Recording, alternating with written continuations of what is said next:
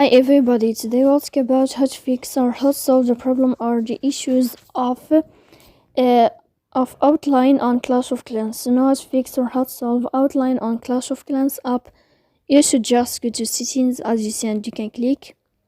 Here in this page you can click on apps, default apps, app settings.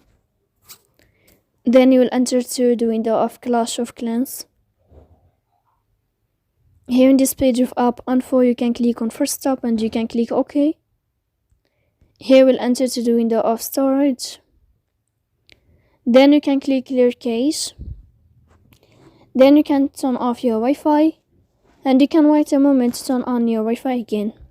So please don't forget to support us by like and subscribe.